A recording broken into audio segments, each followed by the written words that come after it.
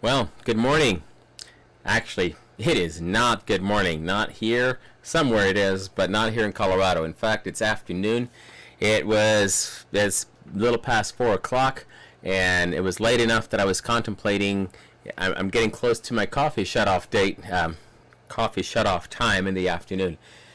The problem with coffee, this is a free bit. This is not actually what I'm talking about, but the thing with coffee that happens is that I can drink coffee all the way up till 9 o'clock at night, and I can still go to bed and sleep, but I don't necessarily sleep as well as I do now. And so that's the thing, is I have to be able to sleep all the way and to sleep well. So that's where I wanted to in today, what I wanted to talk about is dreams, desires, goals, and those kind of things. But there's other things that are happening in my life that I wanted to also just update. So I have my coffee here, my little French press, and I've been using that thing quite a bit. It's kind of handy. I can boil the water, and I can either make tea or I can make coffee. So that's really handy. So I we are right now in the middle of our first kind of freezing weather. We did have a freeze earlier, I think maybe two, but we have our first real freezing weather. And so right now here in the Denver area, this morning I think it was 20 something degrees, 22 degrees, ice. There's icicles outside. Fall came, fall was beautiful, but now it seems that fall is kind of finished and that we're moving on to winter weather here. So we were winterizing a few things. And my window that I usually am able to look out and see a lot of things, it's been a little bit blocked because Stacy and the boys, well, the boys have a lot of bunnies, and so the bunnies are right there, and they moved them over underneath the outside porch to help with some protection from the cold and things during the winter months. So my window, I get to see bunnies right now. When I look out there, that's what I see. And I can't quite see the normal view that I like seeing, but it's okay. So winter is coming, and we're really praying for some snow. Some rain would be good, but not just here, but on the other side of the mountains as well, because we've got a lot of fires here in Colorado right now. In fact, we have a fire that I think was gaining about 6,000 acres per day that it was eating up, and just burning down houses and farms and ranches and other things back up. And it came up behind Rocky Mountain National Park. It was also burning a lot of forest lands, a lot of national park things. I don't actually know what all it is. I've been kind of loosely following. I have a few friends who had to evacuate, and it just, I keep thinking about the way, right now we're almost to the election,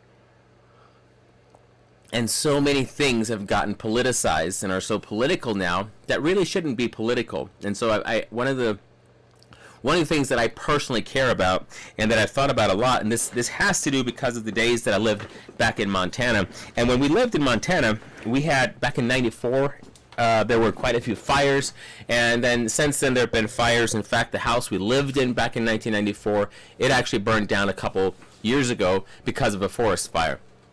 And so one of the things that forest fires always bring up to me, because I was reading some headlines, and there was the usual stuff about global warming and all of that stuff, and they showed their data and why they think that might be an impact. But what I really got to, that I saw on there, was they said there was a lot of beetle killed, and it killed a lot of trees, and so a lot of these dry rotted trees were lying on the forest floor in a lot of places. And so for myself, as a Christian who believes in the Creator God, and I think of, my wife comes from the Native Americans, the Citizen Potawatomi, and, I think of how before, if you're left out in nature and you're interacting with what is there, it's not that hard to come to a conclusion that there is a Creator and that there is a Spirit that moves in all things. And so there's something that was there that I believe even, in seeing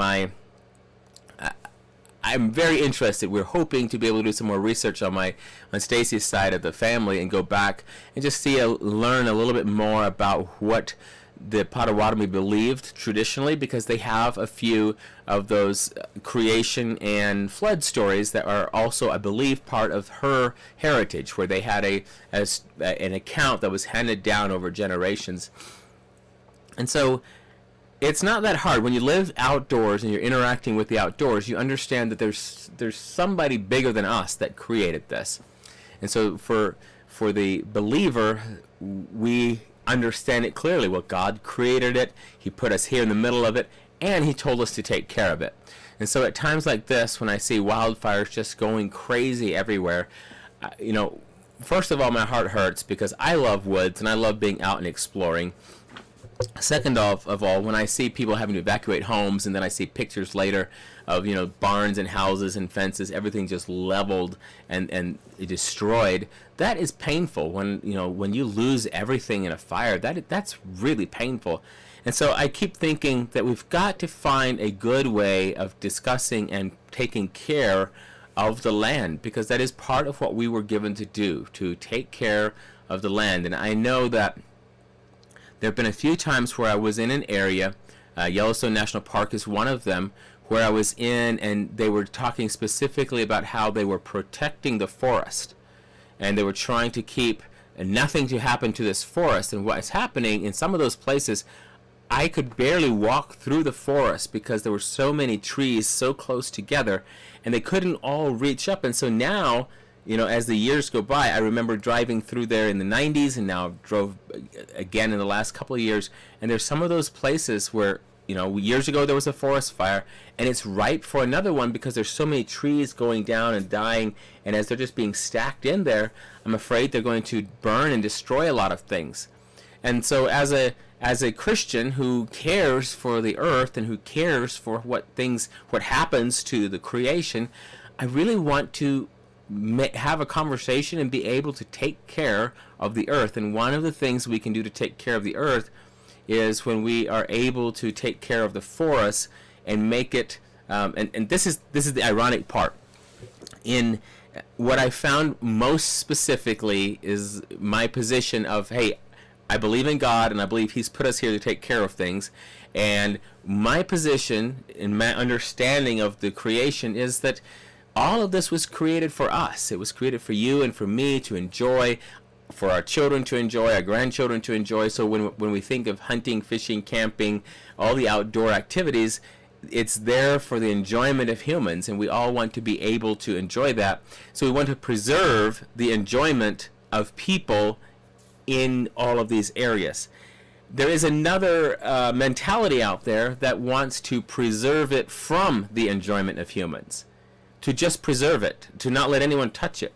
And I personally, when I think of purpose and mission and what things are for, I think that's missing the purpose of why God created the forests and the mountains in the first place. He created it for us to discover, for each generation, for each person to discover again and again. And so what we want to have is a philosophy of taking care of the earth and taking care of the forests and the beauties around us, that preserves it in order to be enjoyed by man, by humans. That's what it's there for. And I believe if we can understand that God created us special and different on purpose so that we could enjoy things, that will help our worldview tremendously. If we think that we're just like every other animal and that really doesn't matter, then I think we're going to miss out on a whole bunch of what God did and how He did it. So those are a few of my thoughts on that. It's not really what I wanted to talk about today, because my title said goals, dreams, and desires. So I want to actually talk about goals, dreams, and desires. And when it comes to talking, and if you have more thoughts on this whole conservation thing that I'm talking about with the trees and stuff, well, I may do more of it later at a time when I can have more trees, when I can have more pictures and stuff. But for right now, I'm at a point where I want to talk about it. I want to be able to discuss things, but I feel like we're not in a good place to have an actual discussion. So that's part of what I'm experiencing. And I wanted to share my thoughts on goals, dreams, and, well, here, see, I have this thing. right here. Goals, desires, and dreams. And I wrote those down specifically, goals, desires, and dreams, in that order. Other people have thought about these things. They might do it in a different order. But specifically, what I'm looking for is to have a discussion that helps us have a practical connection for how we talk about our goals and our dreams and our desires. And one of the things that we are needing to talk about when we talk about goals and dreams and desires is that we sometimes feel almost like victims because we have a goal, we have a dream, something we want to do, and something is standing between us and what we want to do. And so how can we go from having that victim mentality and feeling like we can't ever do what we want to do because it's just broken? How can we go from that to actually doing the thing that God has called us to do? And so, again, going back to the fact that I believe there's a God who created us, who created the whole world. I believe that God, our Creator God, puts in us desires and dreams and things that He wants us to participate in and to do. So how do we keep that alive, and how do we manage that? Well, I have a few thoughts. I have a scripture that I read a lot of times when I'm thinking about these things, and it's out of Luke. In Luke chapter 14, it says, "For which of you, intending to build a tower, does not sit down first and count the cost, whether he has enough to finish it? Lest, after he has laid the foundation and is not able to finish, all who see it begin to mock him, saying, 'This man began to build and was not able to finish.' Or what king, going to make war against another king, does not sit down first and consider whether he is able with 10,000 to meet him who comes against him with 20,000? Or else, while the other is still a great way off, he sends a delegation and asks conditions of peace." Now, it's interesting, Jesus is talking here, and he's actually telling us some secrets about himself and his interactions with us. And so, we, if we think of Christ as the conquering warrior, and he's the King of kings and Lord of lords, and he is coming against us with all the hosts of heaven, and we are left with only our own filthy rags, and we ask him what are the conditions of peace, he will tell you the conditions of peace are absolute surrender, completely surrender to him. Now, from a human perspective, when we think of surrender, it seems horrible, it seems bad, it doesn't seem good at all. It seems like it's going to crush and squelch dreams. In fact, I have myself have talked with people who've said, I would like to be a Christian, but at the same time, I have dreams and goals that I'd like to fulfill, and if I know that if I become a Christian, that's going to have to be squelched. And I'm going to say, you don't know that. Because if the goal and the dream and the desire is in you, chances are the Creator God has put them there for a reason and a purpose. You might not understand how that's supposed to work, but they're there for a reason and a purpose. So here we have our goals, dreams, desires. How do we talk about them? Because, sometimes we're afraid to even put a goal out there. I don't want to tell anyone, because if I tell someone, then they're going to know when I fail. I don't want to tell anyone because they're going to mock me because I can't finish it. I'm not good enough. And we have this challenge where we really have a problem that goals might be too big and we're concerned about them. So the reason I use these three things is I actually write stuff down on paper. I write down goals, I write down dreams. And when I say dreams, I don't mean like nighttime dreams when I'm lying there and I ate too much bacon for supper and so therefore I have a strange dream. I don't mean that. I also don't mean the actual dreams that God gives people at times, because I believe God does still give us dreams and communicates to us sometimes through dreams. And the reason I believe that is because there have been multiple times in my life, three I think to be exact, at least 3 times, when I have awoken in the middle of the night, fresh out of a very vivid dream, so powerful that I went and wrote it down, and God used that dream in my life later to encourage me, direct me, and affirm His word in my life. And so I don't want to discount that, but that's not the kind of dreams I'm talking about. I'm not talking about dreams from God or dreams from, the wrong kind of food and indigestion. I'm talking about the dreams that are so big and so majestic that we almost can't talk about it. And sometimes we don't want to. We just want to kind of think about it, and it's out there, and it's something that seems so exciting or so beautiful or so breathtaking that we dream about it. We think, wow, I would love that. And sometimes we break that down into smaller pieces and think, well, if I could do this, or if I could do this, then I could fulfill my dreams. Other times we just let the dream be up there in all of its ephemeral glory, and we try not to ever totally focus on it because we don't want it to disappear. We're somehow afraid, or we feel guilty that if we were to pursue the dream, we'd be being selfish. I want to talk more about that in a minute. But I want to move to the stage of goals and desires. Goals a lot of times are things that we feel confident that we should be doing, and we feel that the people around us are going to agree that we should be doing them. And we feel comfortable enough about it that we're willing to talk about it and say, well, in the next 3 months, I want to do this. In the next week, I'm planning on doing this. And we make to-do lists, we make goals, and we say, I'm going to do this. And then we accomplish it and say, yes, I was planning on doing this, and I did it. That's good. Now, occasionally, people will find themselves stuck where they're surrounded by negativity, and nobody believes that anybody can do anything, and you can just all get stuck and nobody's accomplished anything. That's bad. You do need to believe that God has put you here to do something, and that you can do that. That is part of, when we are born again, when we're saved, then Paul tells us in Ephesians 2:10 that we have been created for good works. It's not our salvation, but it is a result of our salvation. We're doing good works because of that. And so I want to encourage you to look around you and say, are you in a position, are you able to say, I believe I should do this, and then to go do it? Because if you're not, you might want to look at some of the relationships around you, look at some of the other life circumstances and say, why are your hands tied when there is something that you know is good, that you believe would be honoring and glorifying to God, and that you have the skills to do? Why can you not do it? And so the way I often separate my goals from my desires is this way. In the past, I've set goals where I set up a goal that was so vast and big and dreamy and imaginary and awesome and breathtaking that there was no way I could actually do it by myself. And so the way I put down goals is goals are something that God and I can accomplish on our own. I don't need any other human help to do it. So I have the goal of getting up early and reading my Bible. There's no one else that stands between me and that.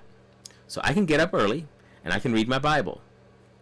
When I don't get up early and read my Bible, I don't go around going, man, so-and-so did this to me. Like, sometimes I complain because the babies, the boys woke me up in the middle of the night too many times and I didn't want to get up. But they can't actually keep me from getting up and reading, So that's one kind of a goal. A goal is I'm going to plant a garden.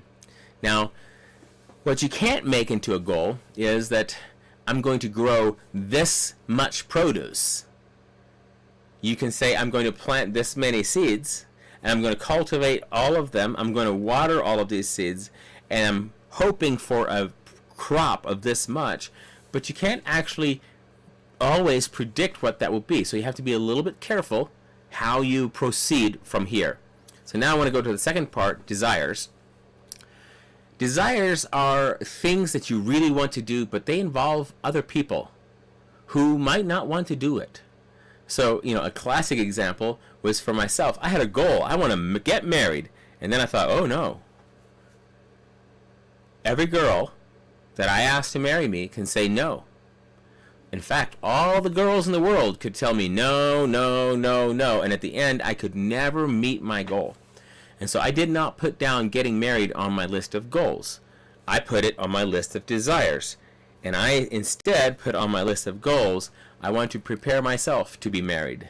I want to prepare a house so I can be married. I want to work on my finances so I can be married. I want to work on the direction that God has given me in ministry and for those things so that I could be married. So I had all these other goals that were all related to it, but I was waiting for someone else who had the same desire as I did, and when we got together and we said, hey, we would like to get married, then my desire became a goal, and we set a date on it, and we got married April 23rd back in 2011, almost 10 years ago. So what I'm trying to help you do is to understand that there are times when you have deep desires and you actually can't do it unless there's another person that comes alongside and also wants to do it. So don't write those down on your goals list. Write those on your desires list. Now, Stacy and I are married. We have shared goals. And so we write down things that are goals, but we've talked about it. We've made agreements. We've made plans together. We have together goals. And that's different from me secretly making a goal that involves her. So, goals, desires, and dreams. Dreams, in my way of thinking, so I often will write these out where I have the goals, I have my desires, and sometimes they're distant desires. Those are more of the dreams. But they're the thing, and I think about that guy, the man in Scripture, Luke 14, which of you intending to build a tower? When I think of a tower, that doesn't seem like a normal, ordinary building. Like intending to build a house makes more sense for a normal, ordinary, day-to-day thing. But it says building a tower. A tower seems special. A tower seems bigger. A tower seems like something extraordinary. And this, I think, is often where a dream is. A dream is bigger, it's extraordinary. And so how do we move a dream? And maybe as we're talking about the dream, we quantify it. We say, oh, actually, I'm going to move it over here into my desire column. And my desire is to build this tower. But it's big. It's wow. It's amazing. But then I want to take it from a desire and I want to actually turn it into a goal and actually do it. So you see this progress. I have a dream that's out there. So before anyone else can share my desire or know that I want to do this, I've got to be able to talk about this dream. I've got to be able to clearly explain what I mean. So here's the danger with dreams. Dreams can be secretly exhilarating and kind of addicting, and you just don't ever want to tell anyone because it's so exciting just to think about. But as long as you hide it, nothing will ever happen to it. You've got to be willing to talk about your dream. And you've got to be willing to maybe look for other people who've done the same ideas or done something similar and go talk to them and say, hey, I have this thought, this is what I'm thinking, and they will say things that you might feel like they're crushing your dreams. But that's not the point. They're not crushing your dreams. What they're doing is giving you their experience with their dream. It's a dream. And if it's unless it's absolute wickedness, at that point it's a lust, not a dream. It's something else. It's a wicked imagination. You don't want wicked imaginations. I'm talking about dreams, legitimate, good things that people do. Other people have done it, or other people have done similar things, and it's good. That's what I'm talking about. So you have this, and you're wanting to do this. And as you're wanting to do this, you have to start talking about it. And as you're talking about it, you're taking a risk. You're taking a risk that somebody is going to come along and say, and poke holes in your dream. And that's scary. So what you're looking for is to be able to, you're looking for safe people, and eventually you should find somebody that will share this dream. And you move it out of the dream in the cloud, but you've learned how to talk about it. You understand what parts are necessary for it. You get it. Maybe you've sketched it out or talked about it or written about it. You've got some research. You have this dream. And now you're putting it over in your desires thing. And this is where God gives us the desires of our heart. And many times when I read that verse, I always thought that God was looking at my desires going, he wants this and he wants this. Okay, what else? What else are his desires? And I thought God was looking at me trying to figure out what I wanted. And then he was going to go, okay, well, is this in my will? Do I want to give him this? Do I want to give, I don't know. Should I give Joseph this one? I don't know. That's the way I imagined it for a long time. But I believe it's more like this. God created me. He looks at me. He sees everything about me. And he says, you know what this man needs? He needs a dream. And he gives me a dream. This man should he should do this. And he looks at my strengths, my weaknesses, the time in history that I'm born, the people around me, and he says, here's a dream, here's a desire in your heart, and he puts them in there. And then he waits for me to discover it. And when I discover it, I can either go, oh my, that's really precious, and I can just hide it away and never do anything about it, or I can come to the Creator and say, Lord, I think you gave me this dream. I think you gave me this, and I think you want me to do something with it. Hi, Hudson. You guys back from looking at the bunny? Yeah. All right. Tell Mommy I'm almost finished here, okay? And so God gives us these dreams to shepherd. He gives us these desires to shepherd, to take care of, and to watch over, because he wants to do them. They start, most of our dreams come from the heart of God. We might misinterpret them. We might take them down selfish paths first. We might try all kinds of things. But the dream, at its root, is something that God placed in us for us to do. So we take it from a dream, we talk about it, we quantify it, we run it through Scripture, we understand, oh, here's what this means, and finally we have something of a desire that's clear. Now we put it over here in this column, and then we find someone who's willing to work with us on it, and then it goes into the goals. We say, well, if we're going to accomplish this, we're going to have to do this, and then we start working on that. And then in the next 6 months, we're going to have to do this, and we start working on that. And then after that, we're going to have to do this, and we start working on this. And so with each one of these, it's so exciting as we see it actually bringing forth fruit.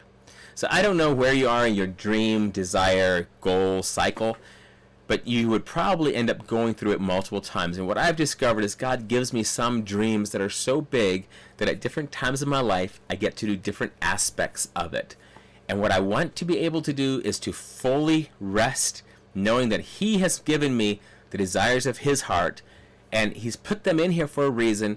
I don't feel guilty for having a desire or having a dream. In fact, I'm blessed by that. I'm excited for it. I'm encouraged, and I want to do it.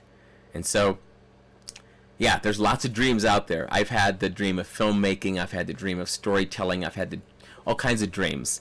And one of my dreams right now is that I get to, in the evenings, I get to sit in a warm house and drink tea or hot chocolate or something and play games and talk with my family, my own sons.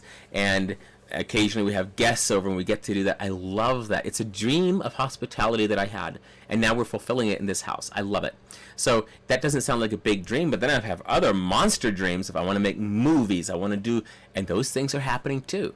But they went from dreams to desires where I could clearly communicate, and then other people came along and said, me too, and we put it together, and then there were goals, and then there was organization and work, and in the end, your dream that's up here that seems so exciting, it's going to turn into work that you get to do, and it might be very frustrating work, it might be very tiresome work, but it's exciting because you're doing what God has called you to do. So those are some of my thoughts on dreams, and I am grateful for you guys for joining in.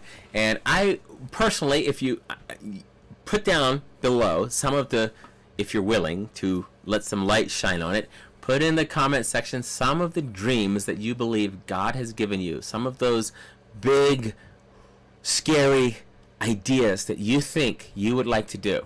And I'm going to just add this in closing. Sometimes we think we're too late. We think we've somehow missed it. We've messed up so bad, or we've gotten so old, or we've gone past, so far past, that we don't think the dream is of any use anymore. I want to tell you a secret. As long as the dream is there, you submit your heart to the Creator God. You ask Jesus to redeem you, to renew your mind, to give you the desires of your heart. And if he keeps the dream there, if he leaves the dream there, you put it on the altar, if he gives it back to you, if that dream is still here, then there's still time. Maybe not the way you think it would be done, but you should ask him. He's the Creator. He's very creative. You say, Lord, you've given me this dream. How? With whom? What am I supposed to do? And just see if there isn't a way that he turns your dreams into achievable goals and you start walking in it. Some of my thoughts, blessings. Thank you all for hopping on, and I am looking forward to hearing. Let me know what your dreams are, or some of your dreams. You might have multiple dreams like me. My name is Joseph for a reason. I am a dreamer. So blessings, and I will see you next week.